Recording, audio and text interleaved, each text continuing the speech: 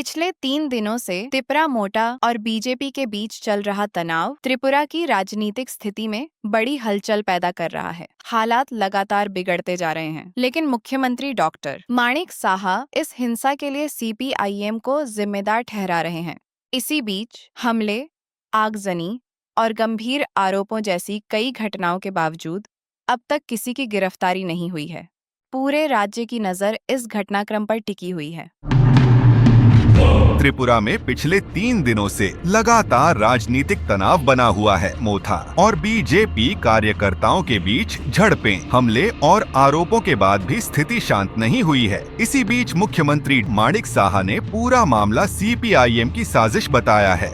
যে ধরনের তাণ্ডব লীলা ওরা করে, অগ্নিসংযোগ, সন্ত্রাস, এগুলো তো এগুলো সব সিপিএম থেকেই ওরা কিন্তু কালেক্ট করেছে। আমি বলবো এই যে মানসিকতা কমিউনিস্টদের, সেই মানসিকতা অনেক লোকের মধ্যে এখনো রয়েছে। अब तक किसी की गिरफ्तारी नहीं। 3 दिनों की हिंसा, आगजनी, हमले और भारी राजनीतिक तनाव के बावजूद अब तक किसी की गिरफ्तारी नहीं हुई। स्थानीय लोगों और विपक्ष ने पुलिस की निष्क्रियता पर नाराजगी जताई है। स्थिति तनावपूर्ण, सुरक्षा बढ़ाई गई। पुलिस ने संवेदनशील इलाकों में सुरक्षा खड़ी कर दी है, लेकिन माहौल अब भी तनावपूर्ण है। विशेषज्ञों का कहना है कि चुनाव नजदीक होने के कारण यह तनाव आने वाले दिनों में और बढ़ सकता है।